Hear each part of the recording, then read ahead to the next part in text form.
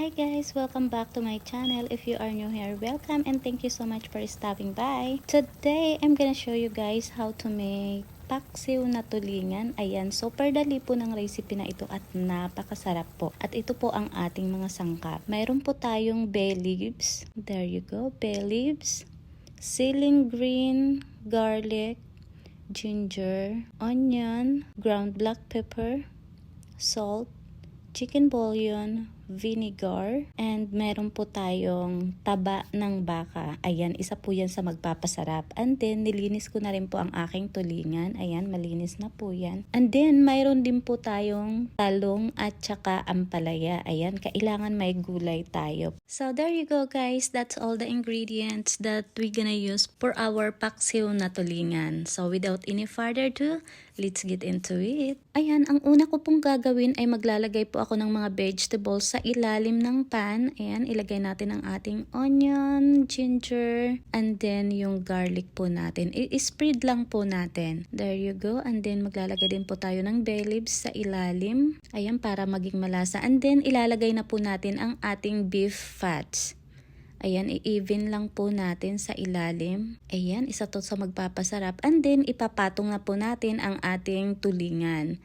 So, ayan, 4 na piraso lang tong tulingan ko. So, ako lang kasi ang kakain nito kaya hindi tayo nagluluto ng marami. So, ayan, nailagay na po natin ang ating fish. Ngayon ay isisison na po natin. About 1 spoon of salt. Kasi kailangan a little salty ang ating paksiw. Wag lang din po masyadong maalat. Ilalagay na rin po natin ang ating ground black pepper. I love pepper guys, so I'm gonna put a good amount of it. So there you go, that's perfect. And then chicken bouillon. Ganyan lang. And then ilalagay na rin po natin ang ating ceiling green. Ayan, magpapabango ito sa ating paksiw, ang ating ceiling green. Kaya nilagyan ko siya ng marami. And then ilalagay na rin po natin ang ating bay leaves. There you go. And then ilalagay na rin po natin yung leftover nating mga vegetables, onion, garlic, and ginger.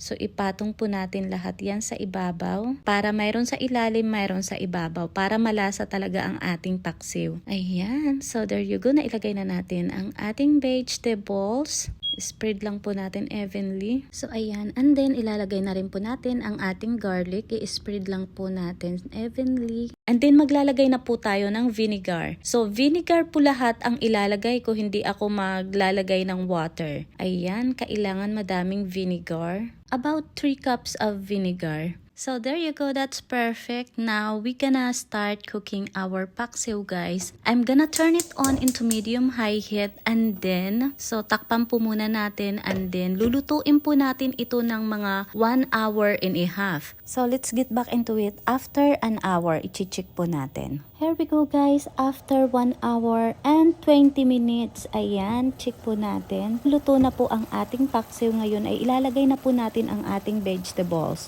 So, ilagay po natin ang ating eggplant and then ang ating ampalaya. So, this is gonna be super yummy guys kasi may vegetables. And then, lulutuin po ulit natin ng another 3 minutes kasi ayaw kong ma-overcook yung vegetables natin. After 3 minutes, here it is guys. Luto na po ang ating paksiw and then luto na rin po ang ating vegetables. Ngayon ay to-turn off na po natin and then plating time, ready to serve. Oh my gosh, ang bango niya guys. Super bango po ng ating paksiw. Ayan, so maglagay tayo ng maraming gulay. Ayan, so wala na siyang sabaw guys. Parang mantika na lang po yung sabaw niya. Ayan, try nyo po itong recipe na to guys. Lagyan nyo po ng taba. Pwede rin po yung taba ng baboy kung wala po kayong taba ng baka. Kasi pag nagluto po ako, yung taba ng baka, tinatabi ko po siya. Para po pang halo ko sa mga ganito, yung minsan sa gulay. Ayan, punuin po natin ang ating plate para maganda po siya tingnan. Lagyan natin ng gulay and then yung taba ilagay natin para pampaganda sa ating plating and then more vegetables on top. Ayan, o, diba? Looks so delicious guys. Kailangan marami tayong kanin. Kasi for sure, mapaparami tayo sa kain nito. Ayan, din lagyan po natin ng konting sabaw na natira. Ayan, actually parang oil na lang yon. So here we go guys. This is our finished product of our paksiw na tulingan. Look at that guys. Look how delicious it is. Ayan, ito na ang aking pinaka-aantay na part, ang tikiman time. So ayan, look how delicious it is guys. Pag ganito ang ulam ko guys, ang dami kong nakakain kanin, promise. Here we go. Now I gonna do the taste test. Ayan, kuha po tayo ng malaking laman. Hindi pa luto yung rice ko, kaya ito lang po muna ang ating titikman without the rice. So here we go. Here is our first bite. Cheers! Wow, it tastes perfect guys. It's really delicious.